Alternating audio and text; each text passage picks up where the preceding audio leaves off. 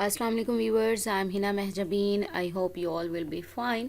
आज मैं आपके साथ शेयर करने वाली हूँ eco 610 issues in the economy of Pakistan की जीडीपी नंबर 1 का आइडिया सोल्यूशन।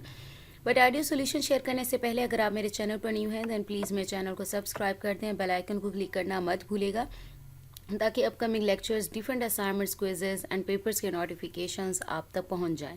लाइक भी कीजिएगा, शेयर भी कीजिएगा। ओके जी, let's start from today's assignment that is GDP number 1। Total marks हैं 5। स्टार्टिंग डेट 9 नवंबर को हुई थी और क्लोजिंग डेट है 15।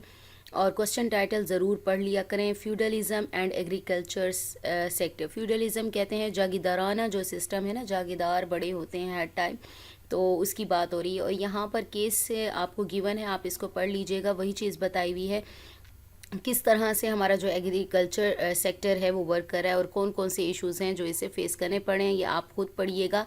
और यहाँ पर हम क्वेश्चन की तरफ चलते हैं। Being the students of the issues in the economy of Pakistan, discuss the root causes of feudalism in agriculture sector Pakistan। यानी जागीदाराना जो निज़ाम है उसकी रूट कॉजेज़ क्या हैं पाकिस्तान में एग्रीकल्चर सेक्टर में, पाकिस्तान के एग्रीकल्चर सेक्टर में। What initiatives except mentioned above, ये यहाँ पर बताया गया है। ठीक है, लैंड रिफॉर्म प्रोग्राम्स हैं, changes in land tenure system है, प्रो पुअर एग्रीकल्चर पॉलिसीज़ हैं। यानी इसके अलावा कौन से इनिशिएटिव्स हैं, ये कौन से अमली स्टेप्स हैं जो आप ले सकते हो, ये गवर्नमेंट को लेने चाहिए। Should be taken by the government to eliminate the feudalism practices in the agriculture sector. यानी ज़रूरी सेक्टर जो है हमारा, उसमें जागीदाराना निज़ाम जो है उसको ख़त्म करने के लिए क्या क्या इनिशिएटिव्स लिए जा सकते हैं।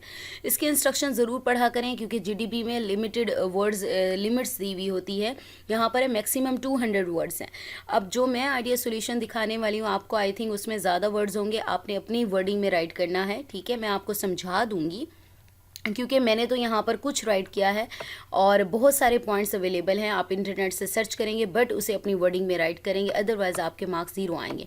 सम ऑफ द रूट कॉजेज और main factors contributing to the feudalism in agriculture sector of Pakistan include, first one is unequal distribution of land. This point is the concentration of land ownership in the hands of a few wealthy landlords perpetuates feudalism in Pakistan. This leads to a lack of opportunities for small farmers to own and cultivate land, trapping them in a cycle of dependency.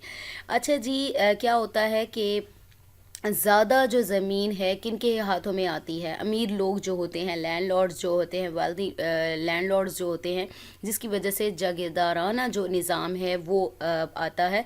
और जो छोटे farmers होते हैं जिनके पास इतनी ज़मीनें नहीं होती या जो अमीर नहीं होते, उनको अपॉर्चुनिटीज़ नहीं मिलती, ज़मीन नहीं मिलती।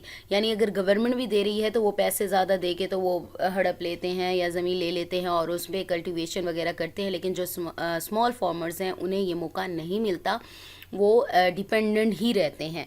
ठीक है, ये हो गया inadequate land reforms. The absence of comprehensive land reforms has hindered efforts to break the feudal system. Land redistribution programs, effective land tenure systems can help address this issue by providing equal access to land, empowering small farmers. ये वैसे ऊपर वाला ही आ गया है लेकिन उससे कहा था ऊपर वाला नहीं राइट करना, तो आप इसको जस्ट डिस्कस रूट कॉजेज़ में कर सकते हो कि यहाँ तक किया जा सकता है। ठीक है, तो आगे तो वो इनिशिएटिव बता रहा है कि किस तरह से इसे ख़त्म किया जा सकता है, वो ऑलरेडी उसने बताया और उसने कहा इसको यूज़ मत कीजिएगा। अच्छा, यहाँ पर है, अच्छा यहाँ पर limited access to credit resources, ये चीज़ भी ऊपर बताई गई है। लेकिन उसने जब हमें कहा है ना रूट कॉजेज़ बताओ, उसने ये नहीं कहा कि ऊपर वाले छोड़ दो। ये जब इनिशिएटिव्स की बात की है कि कौन से काम करने चाहिए गवर्नमेंट को, तो उसने कहा एक्सेप्ट मेंशन्ड अबव, यानी जो ऊपर बताए हैं उसको छोड़कर बाकी और काम बताओ। ठीक है, और इसके बाद वो उसने कहा है कि एलिमिनेट करने के लिए कौन से काम करने चाहिए और डिस्कस एनी टू, दो बताओ कोई से, लेकिन जो ऊपर बताए गए हैं उनको छोड़कर। Limited access to credit resources, यानी उन्हें क्या है, क्रेडिट वगैरह नहीं मिलता, बैंक वगैरह से वो जो कर्ज वगैरह नहीं मिलता, रिसोर्स अवेलेबल नहीं होते, टेक्नोलॉजीज़ नहीं होती।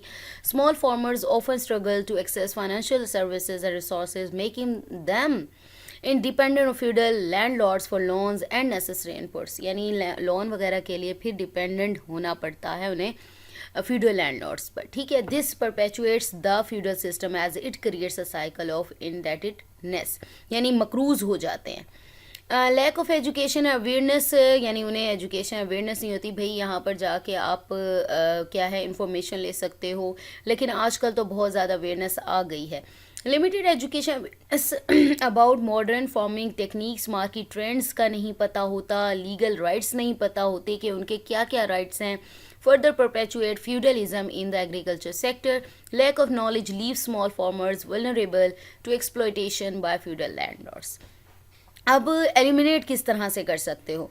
फर्स्ट वन इज़ है, हमने कहा कि क्रेडिट और रिसोर्सेज की कमी होती है, तो इसको प्रोवाइड किया जाए कि उनको क्रेडिट वगैरह यानी कर्ज वगैरह दिए जाएं, बैंक्स प्रोवाइड करें, गवर्नमेंट प्रोवाइड करे, और रिसोर्स टेक्नोलॉजीज़ वगैरह हैं वो प्रोवाइड की जाए ताकि वो अपनी ज़मीन पर काश्तकारी कर सके, बजाय इसके वो लैंडलॉर्ड्स पर या जागीरदारों पर डिपेंडेंट हों।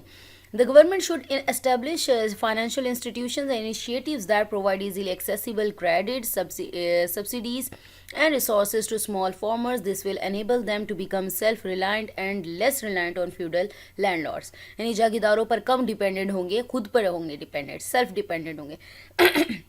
प्रोमोटिंग एजुकेशन एंड ट्रेनिंग, हमने कहा अवेयरनेस नहीं है, एजुकेशन की कमी है, तो उनको क्या है अवेयरनेस प्रोवाइड की जाए, उनके राइट्स के बारे में बताया जाए कि किस तरह से वो अपनी जो प्रोडक्शन है वो बढ़ा सकते हैं, उस बारे में बताया जाए। इसके लिए क्या कर सकते हैं? Initiatives should be taken to enhance the education and vocational training और of farmers, focusing on modern farming techniques, market trends and legal rights. Empowering small farmers with knowledge will help them negotiate better terms and improve their livelihood.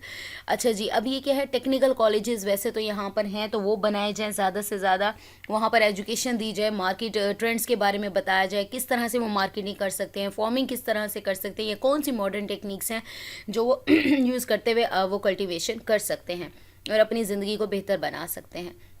Next हमारे पास last one point है, strengthening the farmer cooperatives, यानी उनका ताउन बढ़ाया जाए। Encouraging the formation of farmer cooperatives can help small farmers pool their resources, access market directly and negotiate fair prices for their product. Negotiate कर पाएंगे, this will reduce their dependency on feudal landlords, तो dependency ख़त्म होगी इन पर। ये कुछ points है, अभी तो बहुत सारे पॉइंट्स हैं, जस्ट थोड़े से ही यहाँ पर प्रोवाइड किए हैं। आई थिंक 250 to 300 वर्ड्स हैं जो मैं आप लोगों को दिखा रही हूँ। आप और भी पॉइंट सर्च कर सकते हैं, ज़रूरी नहीं कि यहीं तक ये असाइनमेंट लिमिटेड है, आप इसको और भी सर्च करें। ये डायरेक्शन आपको प्रोवाइड कर दी गई है कि किस तरह से आपने बनानी है असाइनमेंट। और यहाँ पर डिस्कस एनी 2 था, मैंने 3-4 आपको दिखाए हैं, इसमें से एनी 2 चूज़ कर सकते हैं, कोई और भी सर्च करके राइट कर सकते हैं। सो मुझे अपनी दुआ में याद रखिएगा, अपना ख्याल रखिएगा, टेक केयर, अल्लाह हाफ़िज़।